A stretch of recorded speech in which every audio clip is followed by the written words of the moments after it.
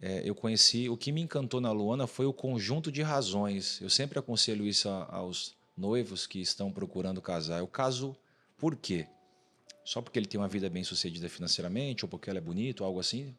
Mas a escolha certa você escolhe por razões, né? Por exemplo, uma mulher simples, uma ótima dona de casa, cheia de virtudes, submissa, companheira. É as razões que vão fazendo você casar. A escolha de um homem, por exemplo, eu casei com ela, não tinha uma bicicleta.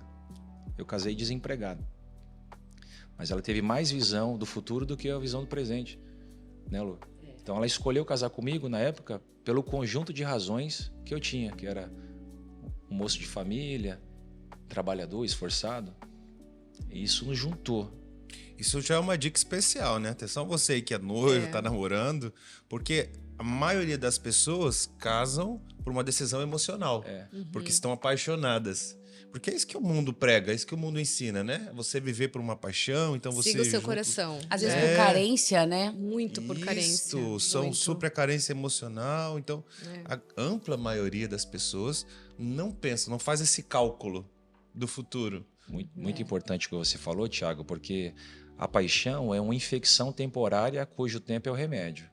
Uau. Então, você não casa por paixão. Até porque o amor não é um sentimento, o amor é uma decisão. Perfeito. Ah, mas eu não gosto tanto dele, ou eu não gosto ainda tanto dela, mas o amor é construção, né? Você vai aprendendo a amar. É isso. E eu tô aqui esperando uma oportunidade porque eu já amei essa história. Não sabia dessa parte da história. Sobre vocês terem tirado um período do namoro para se preservar sexualmente, né? Mas vocês já tinham se conhecido sexualmente antes. E aí decidiram no meio do caminho que conheceram a Jesus falar, agora nós vamos nos separar.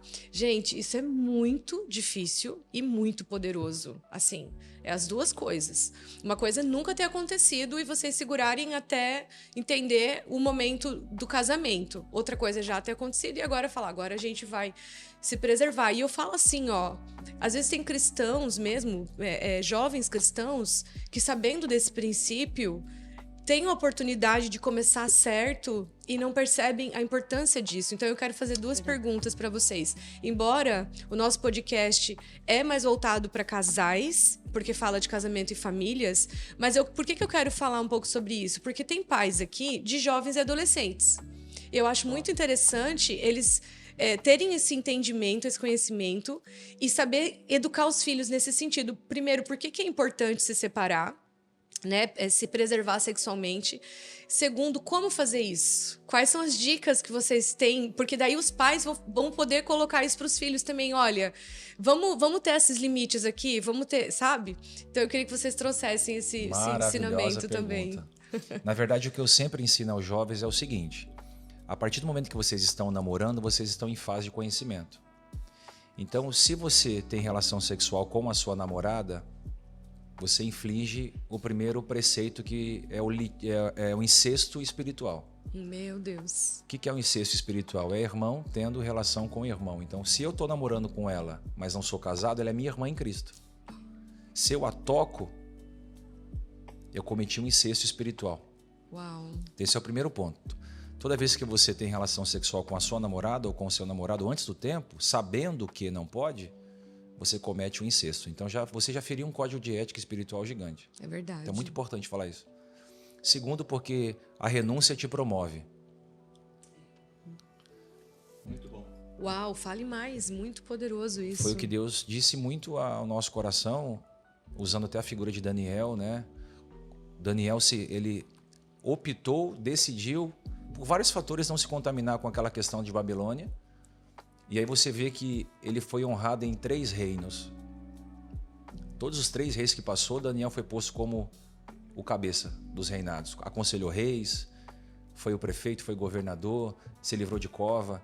Então há um preço na renúncia. O próprio José, por que José sentou no... É muito forte isso aqui, não sei se eu posso falar, posso? Com certeza. Tem a senha, né? Fala, bispo. Tem a senha. Fala, bispo! José só foi governador do Egito porque ele fechou o zíper da sua calça. Uau, verdade. jovens, Mulher de pais, por Potifar. favor.